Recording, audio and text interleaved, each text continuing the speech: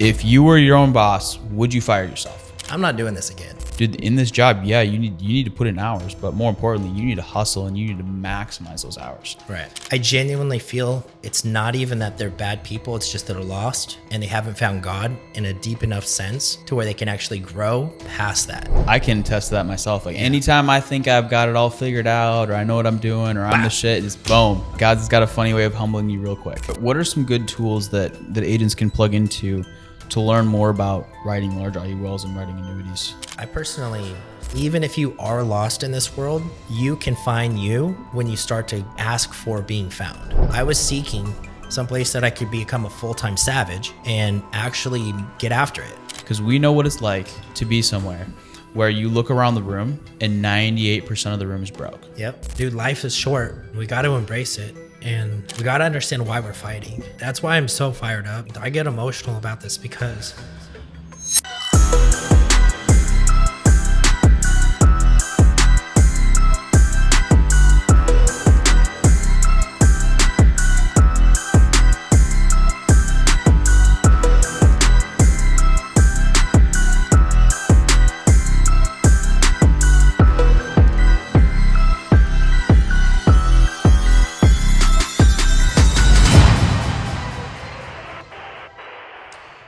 Jesse Hanlon, how we doing, brother? doing fantastic. Welcome to the podcast. I'm stoked to be here. Dude, how long have we known each other for? Since basically as soon as you got into insurance. Yeah. Like I think we both started the prior company about the same time. Yep. Didn't really know who you were until I saw all your numbers flying across leaderboards. I'm like, who the heck is this kid? He is crushing it. And I didn't realize how much business you had wrote till conference where we actually had all the awards and you'd done almost like what, 800,000. Mm-hmm. And from that day I was like, I got to talk to this dude. And I remember like pulling you off to the side, like after one of the sessions. And I was like, bro, I'm Jesse Hantla. I just want to introduce myself. You're a savage. Let's connect. I remember that, the Miami convention. Yep. Yeah. Yeah, bro. Dude, we had a great initial connection. And it's just, we've been friends ever since. Dude, yep. I've enjoyed you crushing it and seeing your success in the annuity and IUL business, advanced market stuff. Mm-hmm. You're an absolute savage in that aspect. Thank you, bro. Dude, I'm excited. We'll talk about that later on in the podcast. Yeah. But for now, you've got a really cool story that I want you to share. And we were talking a little bit off camera, but dude, just lead us through where you want to start and whatever you think would be impactful and whatever you're willing to share in your story and your journey in insurance thus far. Okay. I mean, even before leading into insurance, it's more so where the foundation started, right? Yeah. So when I was a child, I saw my parents struggle financially and living paycheck to paycheck, working multiple jobs. Where did you grow up? Was born in Colorado, lived in Southern California, Irvine. Okay. Safest cities in the world, but it was also expensive. Mm-hmm. And I saw my parents struggle a lot. They didn't have money to buy my first bike, first pair of rollerblades, skateboard, etc. But a lot of my friends, their parents were well off. So they had everything. And they're like, dude, let's go ride bikes. I'm like, I don't have one. Like, here, we'll get you one. Sure. And that made me mad. So I got to work at like the age of 5, washing cars, sweeping off porches, taking out trash, recycling cans, starting my own business at 5, right? Mm-hmm. Why is that so important? Is because that's what carved the steps out of wanting to get into business for myself, where I would discover it after college, seeing my parents get divorced, which crushed, then going through college, becoming a master mechanic with BMW, was there about 13 years, went to Tesla. That's right, you were a mechanic. Yeah. And being able to learn commission-based work, but I was still a W-2, but it was selling the job, right? Being a mechanic? Yeah, so you have to sell the job. It's like, oh, your brakes are bad. The job pays, say, 2 hours, and I get it done in 15 minutes. I get paid 2 hours. Sure. So I hustled. I knew how to create efficiency. And that was where I started to develop how I could become a better leader then. And I didn't realize that I was doing this and understanding the strengths of people. And I want to interrupt you right there because what you said was important. You really learned to maximize the efficiency, because when I was paid hourly before this, it was the same thing where I was timed.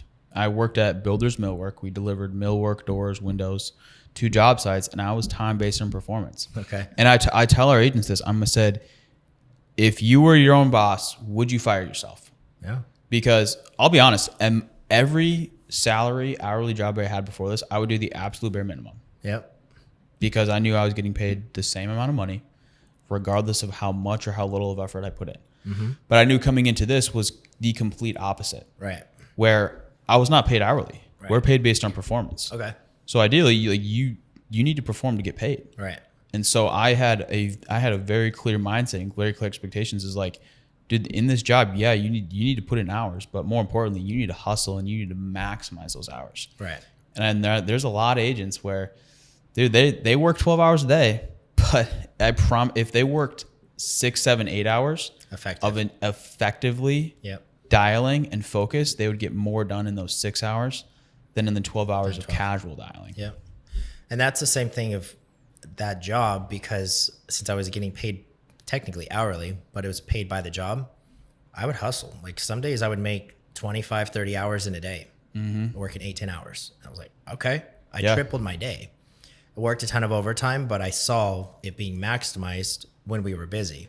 But there would be very slow seasons where I'd be making less than minimum wage, but I still had to buy tools, invest in myself, invest into the systems and the tools and the equipment and everything.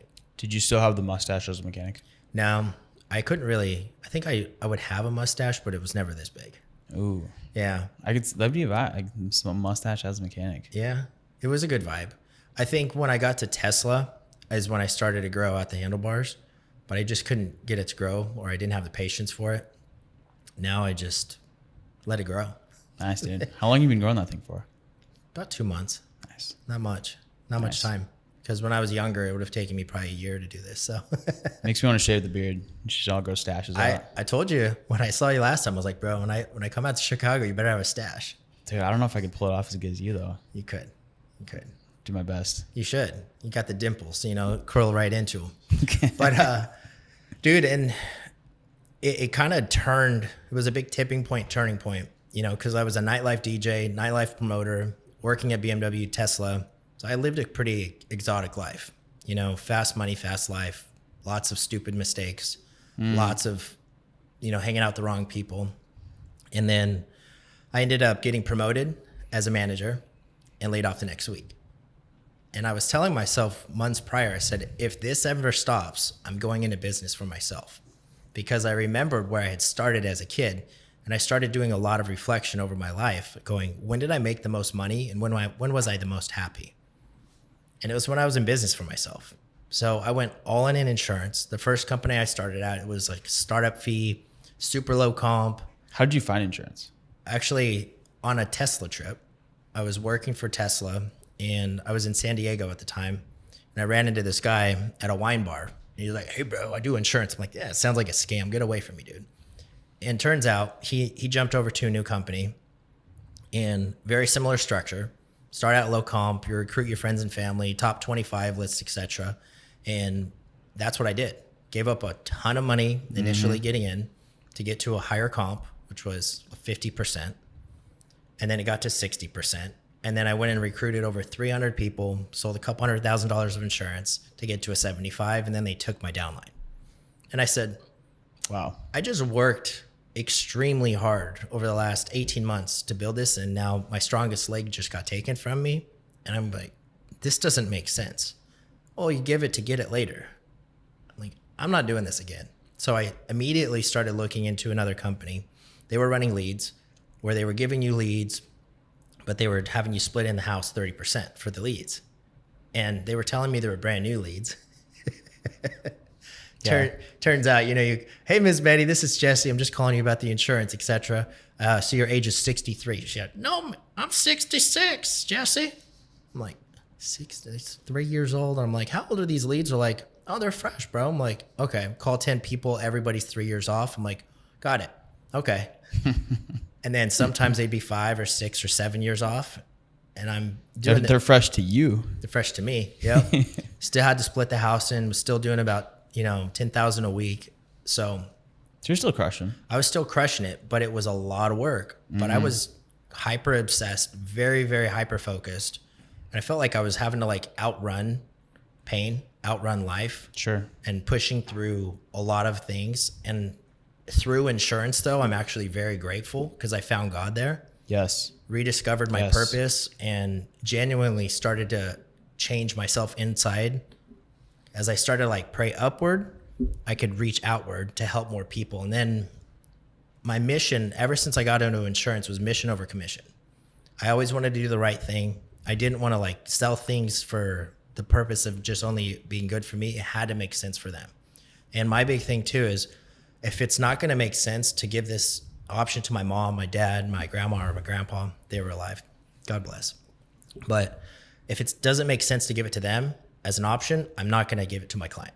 100%. And too many people that I've seen in the industry, and I've seen all that, where people were, you had to sell, 5,000 in premium because that's the max points that can go towards your bonus. It's like, I don't want to sell based off of what it's going to benefit me to get to a goal. Mm-hmm. Like I want to sell that's going to make the most sense for the client to keep, to hit their goals, striving for their family. Correct. And I saw a lot of that happening over multiple companies because of the lack of leadership at the top that was genuinely enforcing the right way to sell insurance. There's carriers out there. It's like, oh, passes the pre-check, answer no to everything.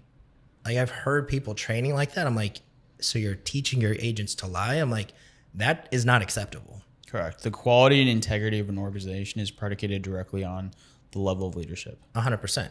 And in extreme ownership, they say there's not bad teams, there's bad leaders.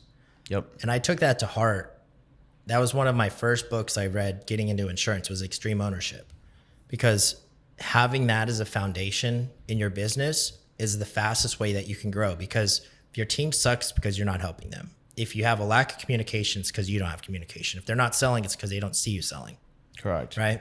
So if you can lead by example and have moral authority over your wins, and you can accept your losses as well, it's a lot easier to prosper.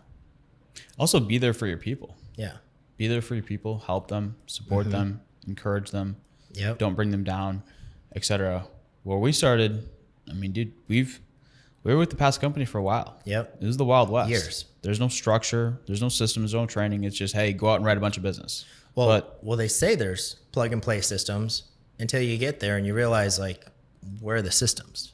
And jump on the YouTube videos with zero structure. So you're just running around aimlessly, buy leads, do the dials, throw the comp at you. Buy more leads. Yeah. Which is important. Like, yes, you need to buy leads. Yeah. It's important, but there's other things that need to play into effect before you can purchase the leads. 100%. And not only on top of that, you have to know how to actually dial them, how to have a conversation, how to have structure in your business. Correct. And verbal pacing, yep. confidence, all these different things. 100%. And thing I noticed with you, a lot of the times whenever I'm watching your Instagram reels, I watch your face and how you pronunciate. And that's something I've heard you train on multiple times, where too many agents don't actually understand this, or they're smiling through the phone. So your voice comes across differently. Hey, Jonah, this is Jesse. Hey, Jonah, this is Jesse. Right? Like you sound dead. Yeah. Well, because I always go back to, what did I need as a new agent? What did I need myself? And that's what I try to train on, because when I first started, I had the worst tonality and I didn't understand any of these things. So by trial and error, I had to figure them out. So my whole goal with training agents is, guys, here's all the mistakes and here's how to do it so you don't have to make the same mistakes that I did. Right. 100%. But that's leadership. And that's one thing that why I've chosen why Pinnacle for me, it was because I saw people who are seeking God. And that's a huge thing on the journey of that I'm on today. Mm-hmm. I wanted to seek people seeking God, because if I could understand that if I had issues in the past where the foundation wasn't there, it's because the foundation wasn't poured right. Mm-hmm. It didn't start right. And I'm not saying that past leaders that I've worked with didn't believe in God, but then it's deeper than what we talk about. It's your actions. It's the way you live your life. It's the way that you guide and communicate with people. And I'm not saying that a lot of the people that I've encountered in my past experience maybe didn't have godly principles, but you see a vast difference. You meet Joe and you can tell God's around that guy. 100%. Like, the way he looks, the way he carries himself, the way he's composed. Correct. And I've always respected him from day one about Correct. that because there was structure. Like you could just see and understand it. Yeah. Well, let's talk about that because this is important.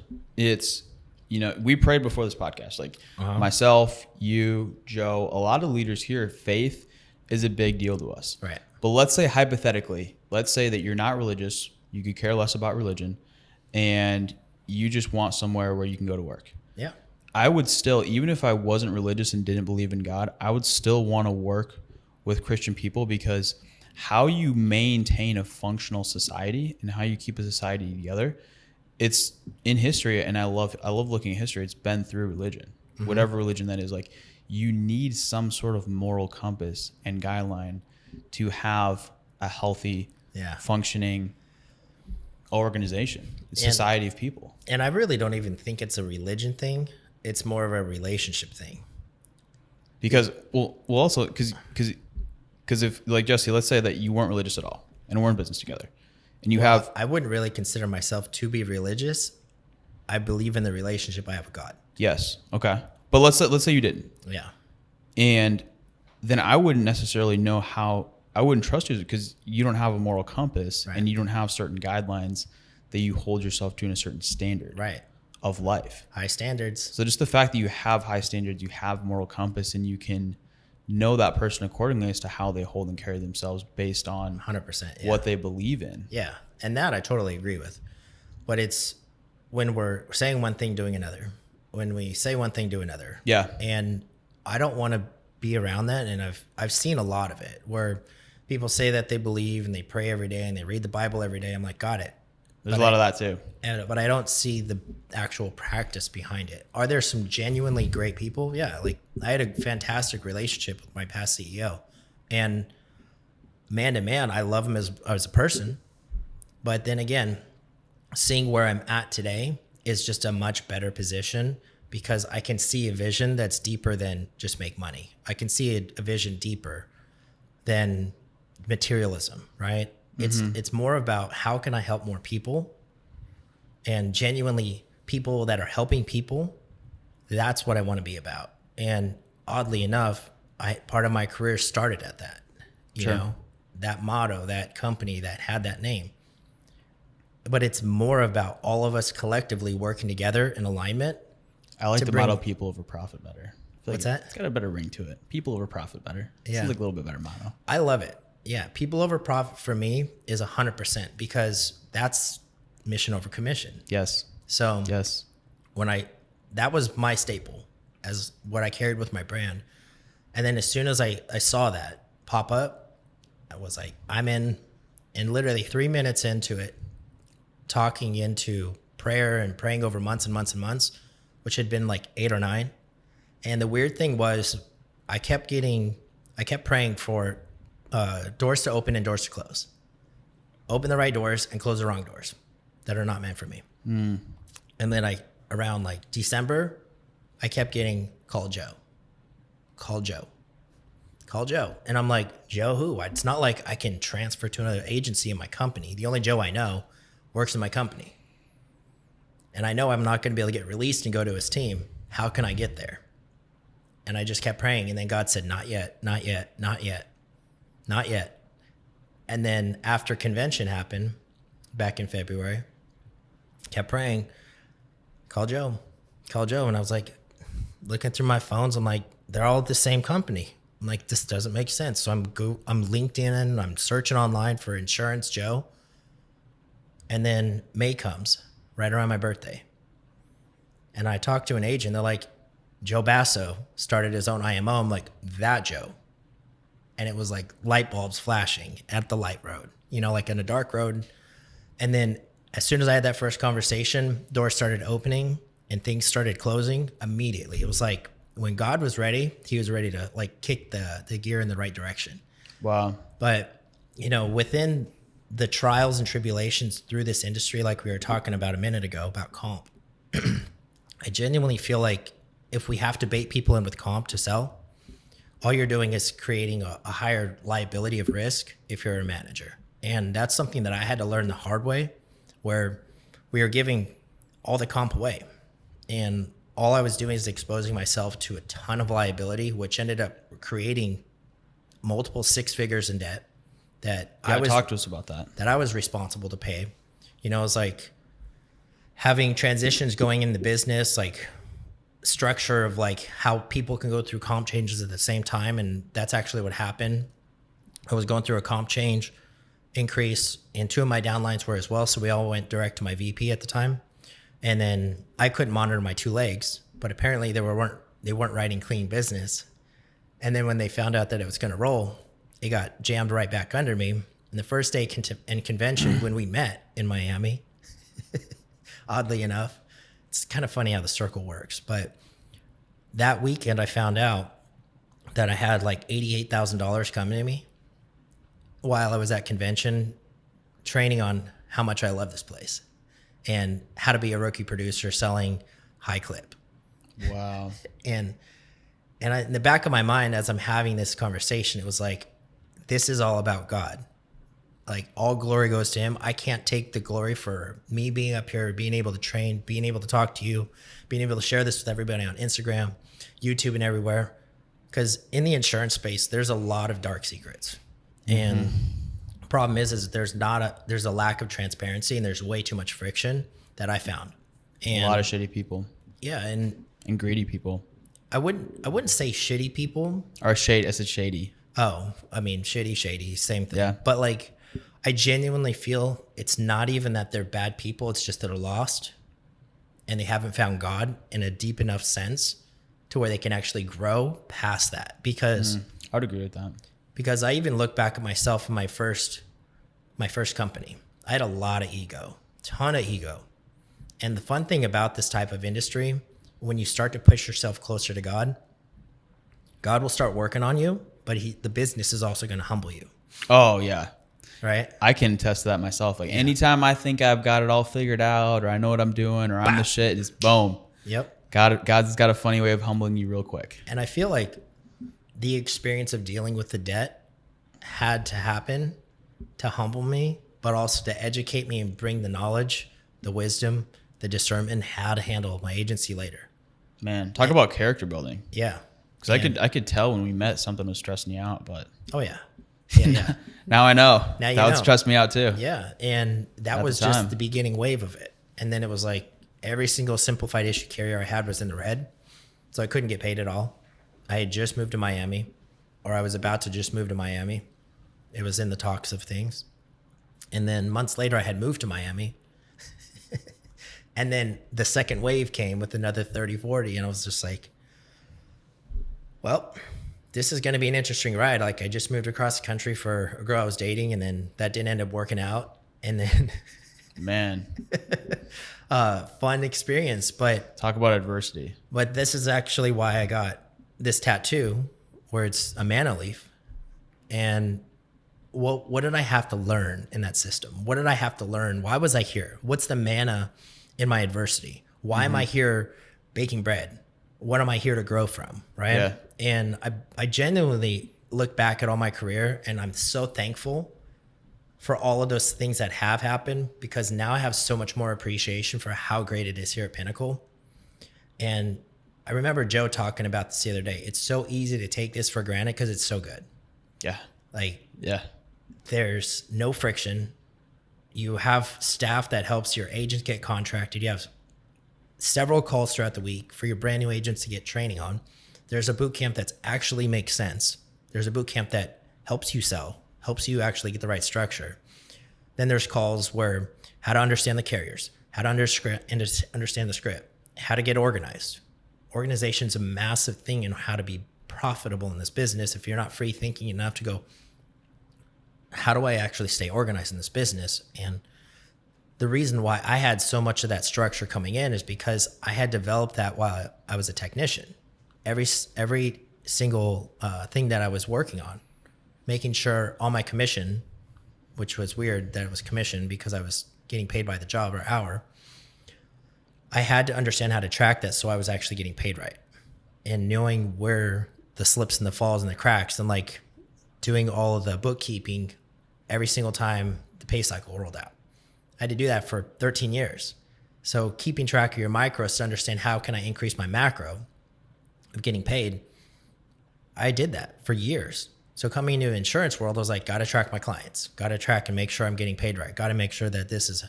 Then it got hyper obsessive, tracking dials, tracking appointments, sits, closes, how much premium, what's my average. Then you start getting even higher advanced into that, where you've got percentages on every time I make a dial, how much money am I making? So important.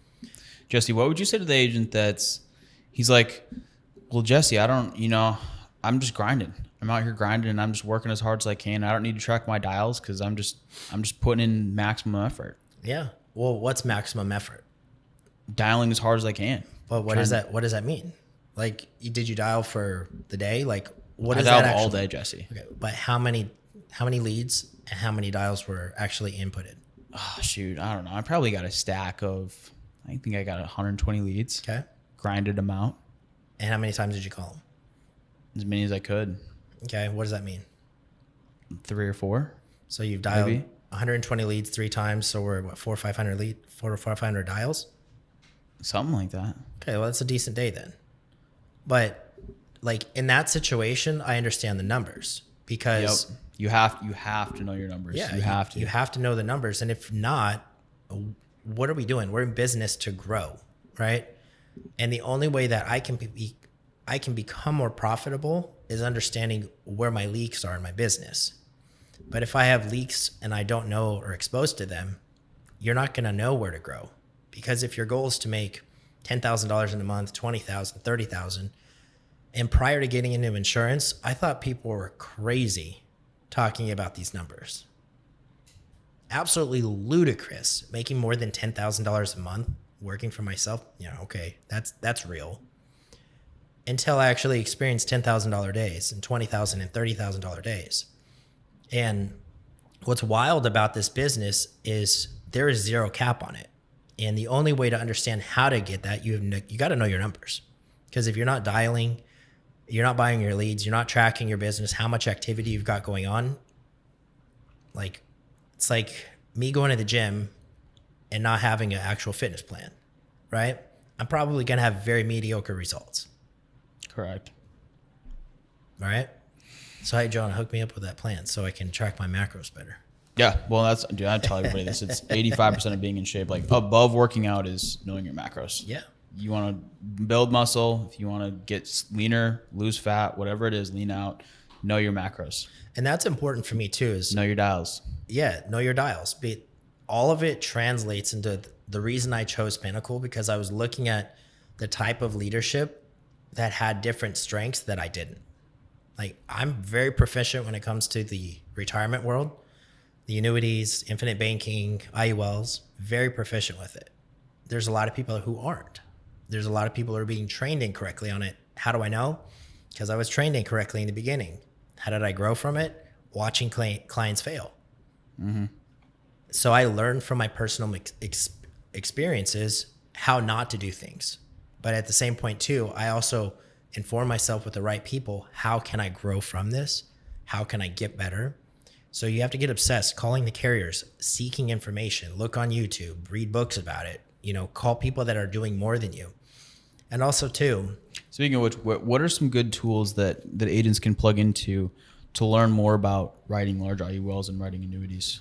I personally go onto YouTube a lot. YouTube University is free. There's a ton of people talking about how to do that. What specific trainings can they plug into? Your trainings? Any other good YouTube channels? I've got my YouTube. It's Primetime Legacy. Primetime Legacy. YouTube. There's individuals, if you want to learn about infinite banking, like Devin Burr, Mr. Burr. He's out there educating the power of it. Okay. Chris Kirkpatrick is really good for IBC. There's some other individuals on IULs, but I like to read between the lines because I feel like the IUL is so young still. It's only been around since 1997. It's a fantastic product for a long-term play. The problem is a lot of people in marketing right now are pushing this be your own bank situation on the IULs. And the problem with that is it's not a true infinite banking policy. Yeah, you can't have it. And it's not to say that you can't borrow money from your policy. You can, But understanding in a perfectly glass sealed, like vacuum sealed situation, the IUL on the illustration looks great. The problem is tomorrow, next year, in the next 10, 20, 30 years, we don't know what that brings. So the illustration could be higher, it could be lower, could be lapsing, policy could be increasing in premiums. And most people don't understand that. And that's why it's super, super critical to sell the product for the right purpose, right? There's express IULs out there. We all know the companies that we have.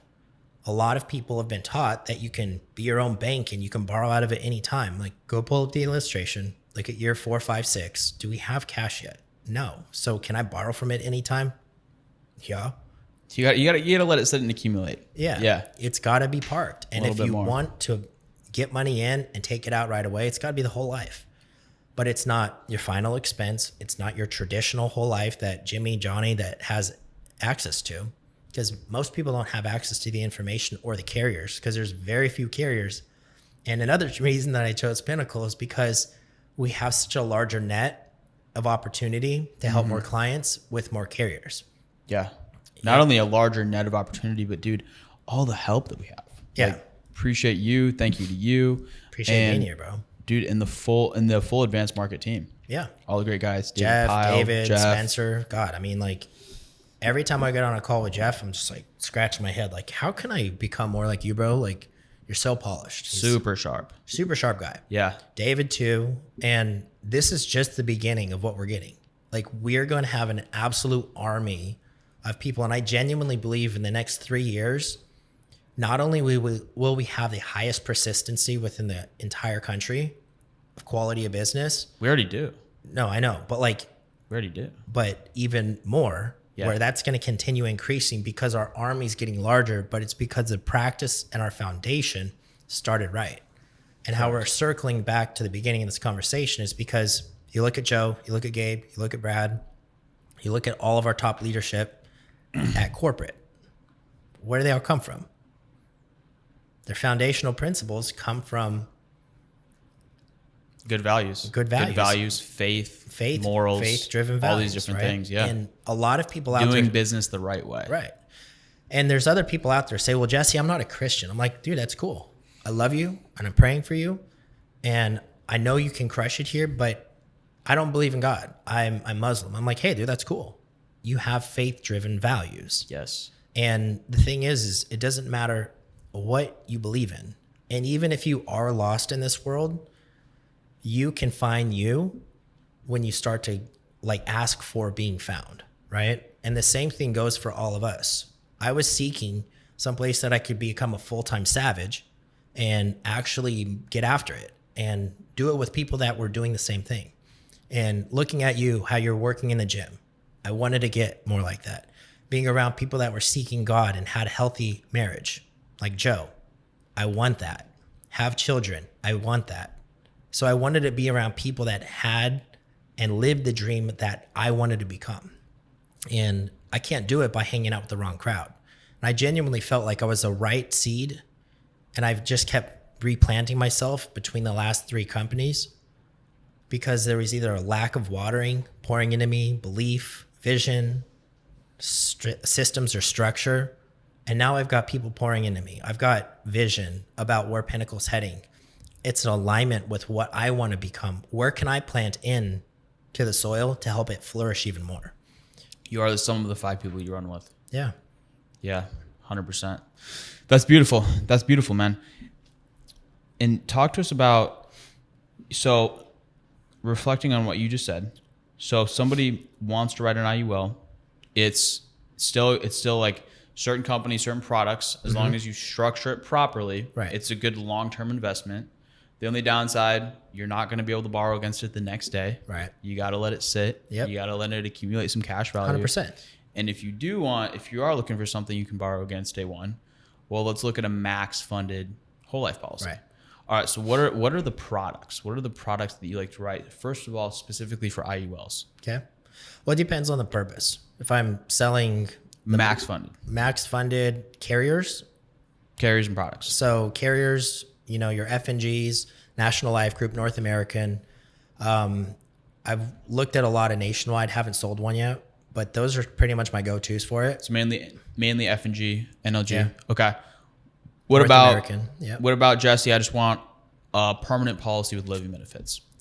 Then I run Mutual of Omaha. Mutual Omaha, ULE. Yep. Okay, cool. And What another about thing too I'm excited about is how many companies right now are saying, hey, we know this is a popular product out there. We're going to make one specifically for Pinnacle. Okay, perfect. And we've got a lot of carriers right now that want our business with that. And why I'm so excited to be here is because we can grow with that. yeah. Right. And if we have a lack of options, carriers are out there to bring the option for us. So yeah, it's a nice little crack. Yes. And guys, But we've got a few exclusive products coming down the road that I'm Yep. really excited tons. about.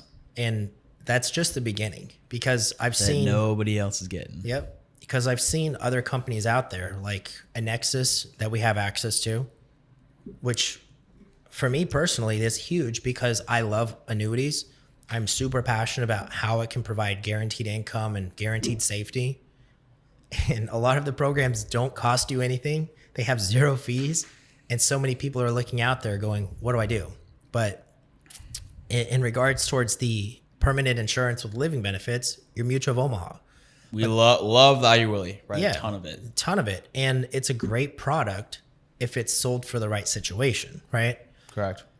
And that's because if you look across the board, who do we have that can be an affordable option? Of whole life coverage with living benefits. And it's not even whole life coverage, just permanent life. But then again, are there some variables here? Potentially. You know, if client misses making some payments or the index doesn't grow, could potentially the premiums increase down the road? Yes. And the reason why I say that is because there's companies that are having class action lawsuits against from the original batch of universal life policies. I'm not saying that it's a bad thing, but we just have to understand what it is that this product can do if it's not done right. And what is the ramifications for what the client's going to deal with it when they need it the most. Because I was helping several clients over the last couple of weeks that their premiums are going from like $350 a month to $950 a month. And then next year it's going to $1,200, then to $1,500, then to $2,500, then to $3,500, and so on.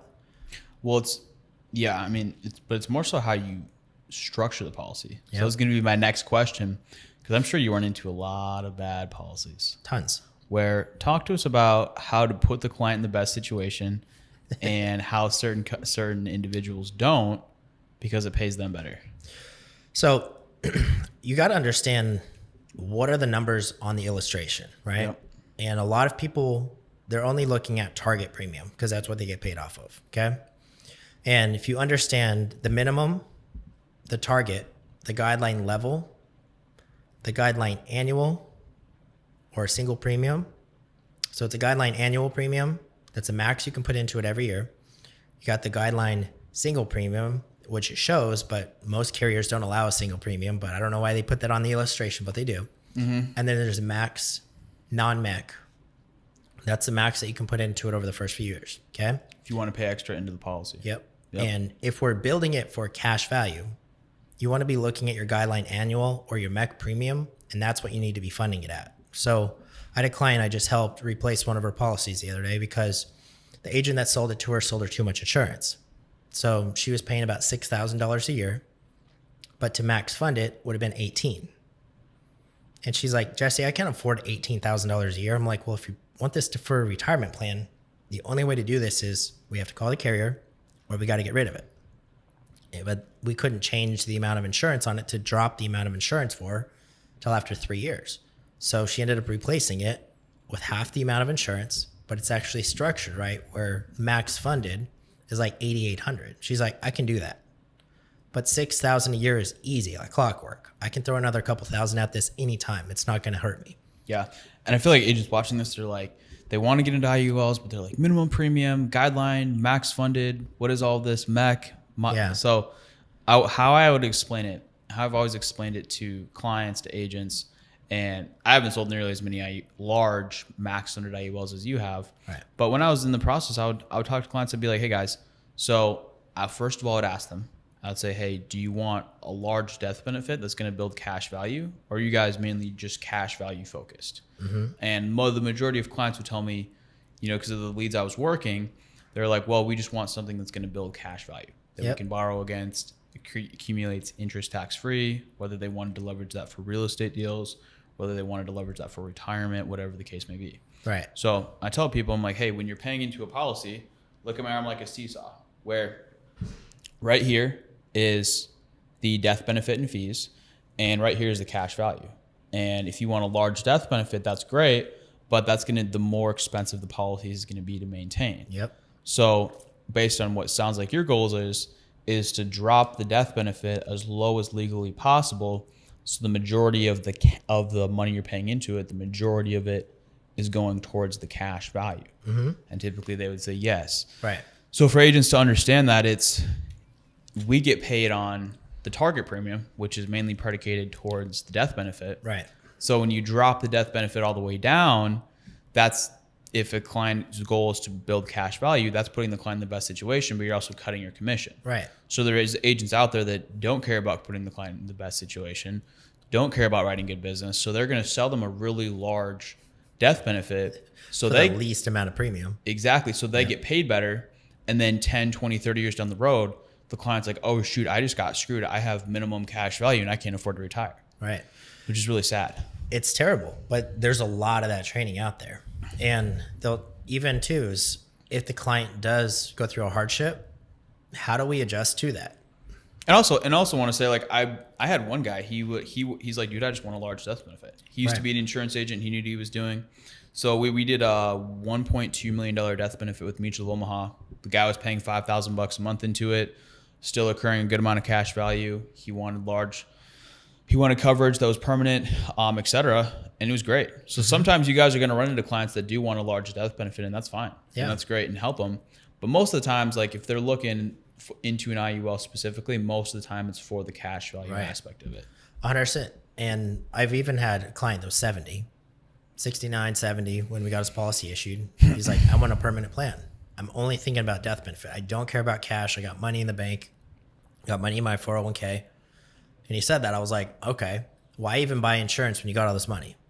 Why are we spending $30,000, $40,000, $60,000 a year? Like that's almost half of what you have in your retirement. Why don't we just protect this money and double it over the next 10 years? Boom. All right. Let me ask you a few commonly asked questions with IULs. Number one is what is a modified or what's a MEC? I'll let you explain it. So modified endowment contract, if you overfund it past that, the product now becomes an investment, which becomes taxable. Get taxed. Yeah. What do I have to pay back my loans? Yeah. If I borrow I would recommend you do, but it's not, you don't have to, because if you don't, it has an interest rate that it continues to increase that eats away at your death benefit. So the cool thing about taking loans out is the insurance company would rather you have loans out so that they don't have to pay as much insurance to you. So they want you to borrow the money. Now, a follow-up question of what you were talking about with the IULs, are we thinking about death benefit or cash accumulation? Cash accumulation. How soon, there's a good follow-up question. How soon do you want to have access to your money? Yeah. 60 days in the next year. Okay, cool. Not an IUL. Or if you do use an IUL, you have to have a specific rider that very few carriers have that allows you to have access to the money sooner. Most people don't know that. So what I want to take, so Jesse, I want to take out a policy where I can borrow against it a month down the road. What are we taking out? We're taking on an infinite banking policy like Lafayette, massive carrier that I use, love their products. And the reason I know is because I have the product. I've exercised loans several times over the last couple of years, which helped me get out of my debt situation. And as I overfunded it and borrowed it out, I'm growing and compounding interest as if the money never left. So the money's still sitting there growing and compounding tax-free. Okay. So you're saying if I want to borrow against it sooner, take out a whole life product, Lafayette's the best carrier to go with. What are the pros and cons to a whole life versus pros and cons to an IUL? Guaranteed insurance, whole life. Guaranteed insurance. Non-guaranteed on IUL because it depends on how it's structured. Okay. So guaranteed death benefit or they both can be permanent. Guaranteed with a whole life. So guaranteed is not going to lapse is what you're saying. Yeah, it's not going to lapse. So guaranteed is not going to lapse. Right. Okay. Unless you stop making premiums. Sure. But the IUL, if it's not growing and compounding, with the index properly, maybe because it wasn't structured or overfunded properly, that could end up in a situation later. Okay. IULs have surrender charges. Whole lives, you don't, because you can borrow money from it next month if you wanted to. But you have to get money into either policy in order for it to grow. So you're saying if the client wants to cancel down the road, there's no penalties, no fees with the whole life? No, I mean, whatever cash is in there, you can just surrender it. Same thing with the IUL, but a lot of the times not till the 10th or the 15th year, you're going to have cash, because over the first 10 years, there's a surrender charge building in the policy where you have limited liquidity. All right. So IULs take longer to accumulate. Yep. Okay. What else? It just really depends on what your goals are. You know, if you're looking at retirement, IUL can be a great plan. But two versions of the IULs, or three, that we really help with: variable, universal life, we can't sell. You got to be securities licensed. Universal, we can help. More conservative growth tends to be a little bit more conservative. Like our return on premiums are built off of universal life chassis. Yep. So most people think they're terms. But if you actually look over the first 30 years, if it's a 30-year plan, notice what happens to the premiums every year. It's increasing. What does that tell you? It's an annual renewable term that's built by cash value. So why do your premiums stay level? This is a nugget that like clicked for me, where I understood how the plans work. And your seesaw, if we understand how the cash is growing over time, but we keep our premiums level, the reason they stay level is because as the cash is building, they're pulling cash to offset the rising fees or the rising cost of insurance, because every year the cost of insurance will increase with life, right? Mm-hmm. Or a whole life, you could have it paid off, paid up insurance. Or let's say 10, 20 years down the road, you're like, hey, Jonah, I don't want to continue making premiums to my insurance. I just want to stop. I'm about to retire. Got it. We'll call the company, see if we can do a reduced paid up amount. You've got this much insurance paid up for life. You never have to make another premium. What if I borrow money from it? Cool. Just pay the loan back. So that way it doesn't eat your death benefit or lapse. What about returns? Returns, that's a very subjective situation too. Because if you actually look at what the average interest rate is growing in IUL, some of them are averaging 5 to 8, 7%, right? Now, the thing is understanding your cash on cash return, right? Get into $100,000 into real estate. We sell it for $200,000. Made how much percentage? 100% of our cash. 100% of our cash. Double their money. Doubled your money.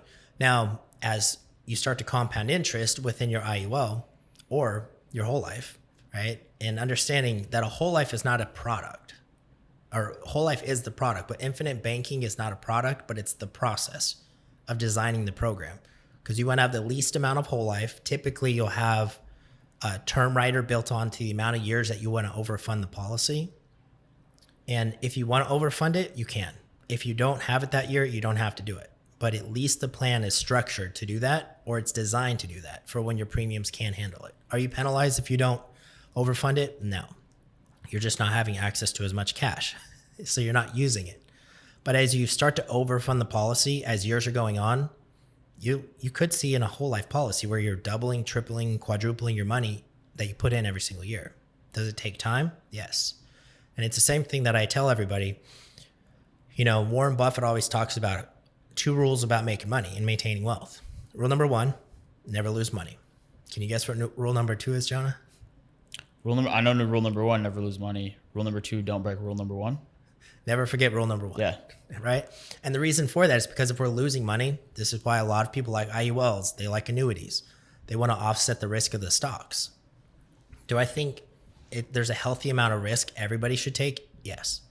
But if you're a much more conservative or moderate individual with your investments, look into the insurance products, because they can be a very, very wise decision for your future, because you're growing it tax-free. The one thing you can guarantee later, as we've seen trends over the years, is as life goes on, taxes are going up, right? And if we have tax-deferred income in the future, when taxes may be higher in 20 or 30 years, like our 401ks, are we putting ourselves at a higher chance to being taxed more later? Because the money we're making today and saving, it's not going to hold the same value that it will in 20 or 30 years. Correct. So what's the better? Well, so the better, yeah. I mean, we all know 401ks are a scam. But between whole life or IULs, what's the better retirement vehicle? Well, IUL for a retirement. So if I want a retirement vehicle, the IUL is the better retirement vehicle. If you've got 15 plus years to build it. Okay. So over the long course of time, an IUL is a better play. For a short period of time, Yeah. to borrow against right away, a whole life is a better play. Yep. It could be. Again, it depends on the design. Because if Well, you Jesse, we're looking for the answers here, bro. Yeah. So the definitive answer is the IUL is traditionally a long-term retirement plan. Yep. Now, within the whole life, you can still turn it into a retirement plan, but the numbers speculatively are higher in the IUL. But again, when you're looking at guarantees to non-guarantees, it could be higher in the IUL. I'm a very big firm believer at selling guarantees. So I'm a gambler. yeah, and again, I like taking risk. I'll more risk, more reward. Yeah, and that's the thing is that's very, very high reward. You know, being in crypto, being in stocks can be a great play. Not everybody's got the gut for it, right?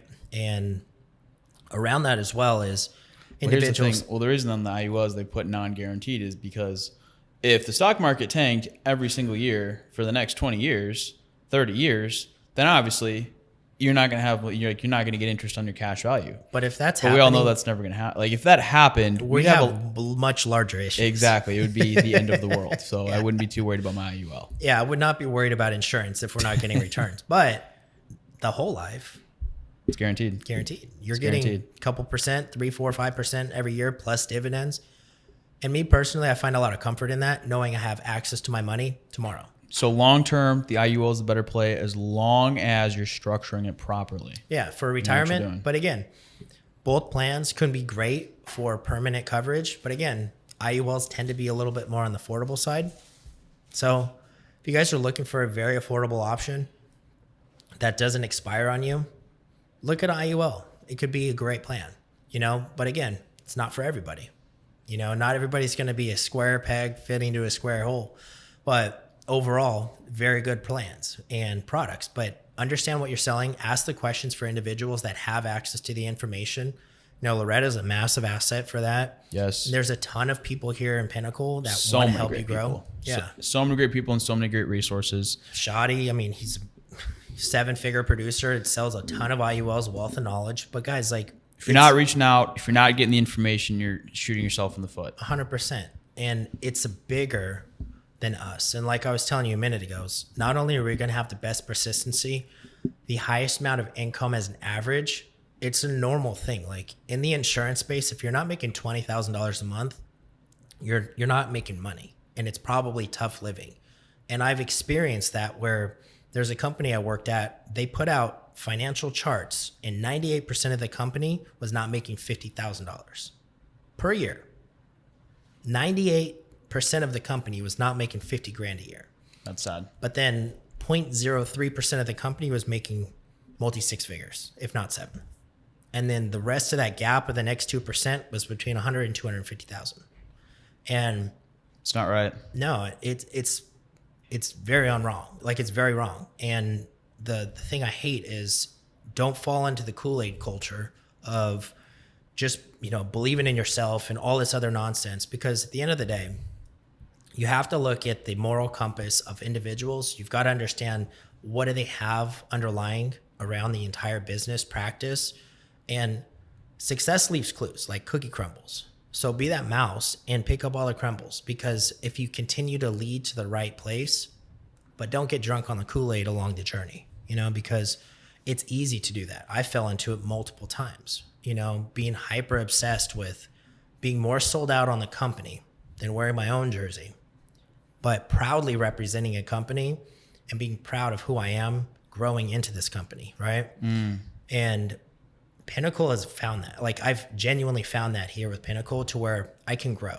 And I'm excited to build relationships with you and continue to grow and scale, because I've seen what you've done in 2 years. And I'm excited to earn your knowledge. And again, it's not like something that just gets given away. Do we give our time away? Yes, absolutely. We pour into our people here. And the proper structure of it is because if you're not building a business with spread, it's really hard to mitigate the liability. And by having the spread, not only are your agents making good money, you can teach your managers how to become profitable as well. Yeah. When profit becomes a dirty word and you look around and everybody's broke. Yeah. Except for the top 0.5%. Yeah. And we've we've seen the companies, Yeah. like we've been there, where we have our Pinnacle Sales Conference on Monday. Yeah. Today's Saturday, so we got it in 2 days. Dude, I am so fired up. Me too. What you said was so good. I want to emphasize what you said, because we know what it's like to be somewhere where you look around the room and 98% of the room is broke. Yep. And there's 1 or 2 people, like 1 or 2%. Driving the Lamborghinis, Yeah, they're Rolex watches. they're look making at all my big the old money. mansion. Look at all the vacations. But you can eat top ramen. I don't care about you. Like, Dude, I've been there. yeah, and I've been that top ramen agent. And bro, like when we look, dude, we got a lot of people making a lot of money here at Pinnacle, bro. Yep. And it's just so cool to see where on, here in our office, like when we go there on Monday, when we have our lock-in, like, dude, there's so many people that are making great money that even haven't even been here necessarily that long. Yeah. And I'm so excited to see what the upcoming years are going to hold. And Pinnacle will produce more 8-figure earner and produce more millionaires than any other insurance company out there. I believe it because the systems are there. But The systems, the blueprints. and I'll keep going back to it. The foundation of the leadership, because it's not like I keep saying, keep getting back to the foundation, because It's where it all starts. It's the most important. You have to have that foundation. But I've noticed as I continue seeking a deeper purpose in life, that it's not just chasing the money. It's not just chasing the big houses. And don't get me wrong, materialism can be cool. And some people want to chase that carrot. But for me, I want to see how many more heads and how many more families and lives that I can genuinely turn around. Because I've seen what it looks like to become profitable. Yes. And I want to genuinely see at least 1,000 people within my organization understand what it feels like to have 6 figures hit your money or your bank in a month. Because I've seen that before. And that was a life-changing experience for me. Have I had it consistently? Have I had ups and downs? Absolutely. Have I had months where I was in the hole? Yes, absolutely. But We're going to have a lot more ups up from here, baby. yeah, and that's the difference by having the right group you're with, because as you continue to seek deeper value of your purpose, and if I can speak to anybody out there, your current situation right now does not depict the value of who you are. So your past circumstances, your past situation in life, it does not change the value of who you are today, but you have the opportunity today to make control and change to get to that next step. Make that decision, go all in. And I'll be honest with you, leaving the past organization that I was with, I was one of the annuity, they call it the simple retirement solutions managers, where I was flying all across the country, and there was a lot of vision, but then the lack of follow-up with it being executed wasn't there. And Where there was no vision, the people perished. exactly. Or we had the conversation about it once, and then it just started dwindling, and then there was a complete change in pathways. And I was like, I no longer see growth here. I need to find someplace else. And because of that lack of vision, it's much harder for us to actually get to that next situation. You know what I mean? Dude, like, this is just such a hard subject to talk about, because there's too many people out there right now lost. Yeah. Like, and it makes me so infuriated, because I was one of those agents that wanted more. I was so lost and confused, and I would go to bed crying and just be so pissed off at life. And how can I go from making such good money to struggling so much? Why is it that I'm here? Why am I in this situation? And so many individuals just end up losing their direction or their vision. And I genuinely was thinking about going back to a W-2 back in May. I lost my vision for entrepreneurship, and that's what reinvigorated everything for me here, is because of the vision. Being part of a brand new company that has so much going on. And again, success leaves clues. So I was just starting to be that mouse and nibble all the little cookie crumbs. Persistency, more agents, more managers, making more money. Hall of Fame producers, as they call them. There were so many of them that came from this organization. You and myself, multi-years, back to back to back. But how many people did we currently work with at that last place that couldn't taste what we had? And They weren't making money. But was it the people? Yeah, maybe. Did the people not want enough? That's possible. But there wasn't enough vision and structure and the quality of leads that are fresh, that aren't being resold to where your business is constantly getting churned and burned. And you're constantly you sell 10, 2 or 3 fall off the books, and you're constantly in this rat race to get out. And people are going to quit when they stop making profit. I almost did. Selling over 470,000 3 years in a row, and selling millions of dollars in annuities every year. But because of the debt, I wasn't getting anywhere. Yeah, we had agents on stage at the last convention. They were top producers. Yep. Getting awards. Buried. Netted less than netted $60,000 a year. Yeah. Had 6 figures of debt. Just. Yeah.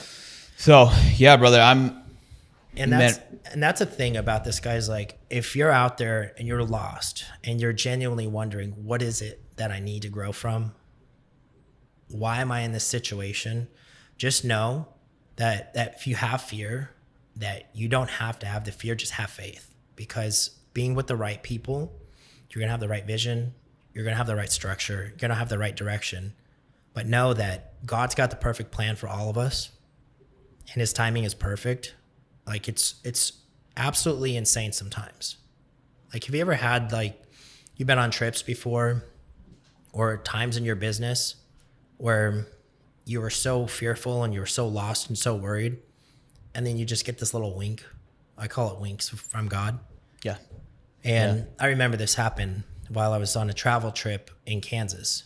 And when I left Nevada, got to Texas, between my flight from Texas, Dallas, up to Wichita, I had a bunch of leads and bills and a bunch of other stuff. And then because of the situation that I had in my past, I wasn't in a good financial state with credit. I had a bunch of money just levied from my bank. Wow. And the wild part about it was I had a bunch of leads, bills, and everything that just hit. And I literally go to pay for my rental car, and it's like, declined. And I walk away, I'm like, I'm not going to have fear right now. God's going to make a plan. He's going to make a way. And I waited about 5 minutes, and God said, go try again. Gave him my card, and it ran. And I'm just sitting here thinking, like, how is that possible? I literally looked at my bank account, it was negative like 3 minutes ago. And the exact dollar with maybe 30 cents plus showed up to get that car. Wow. And then I have too many Godwinses, because I don't believe in coincidence. It's all about how God can help change you. And I genuinely believe that, like, if you're going through a trial or tribulation within business or in life and you're seeking a bigger vision, come to Pinnacle, because you will be shaped, you will be sculpted, you will be tested. This business will find a way to work out your weaknesses. Like, I had ego, right? I had communication issues. I had a fear of speaking in front of people. Now I train thousands from the stage. It'll work you out to become a better person. And as time goes on, one step at a time, little things will start to change. And you'll look back at, like, certain situations that have, like, affected you or worried about stuff. And we could sit here and talk about the business, but it's deeper than that. The business is not that deep. It's bigger than what we are. Prosper, Pinnacle, it's the name, it's the IMO, but it's bigger than that. Who else are we going to change? How many orphanages can we impact? How many more people that are going through the hurricane situations right now that we can help impact? Because we're making strides, and entrepreneurship will save this country. And we were talking about this earlier. There's a lot of people that take entrepreneurship in a dark way. Mm-hmm. And there's a lot of people that we need to help sculpt, right? Why can't we go do good by helping more people? Amen. Amen. Wow. Bro, what a beautiful note to end on. Jesse, thank you for hopping on today. Appreciate you, bro. In closing, what are you thankful for? God. I'm genuinely thankful for God and my mom, this group, Pinnacle, Joe, It's the ability to wake up and breathe today, man. Like,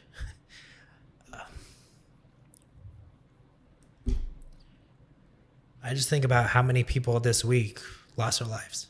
Yeah.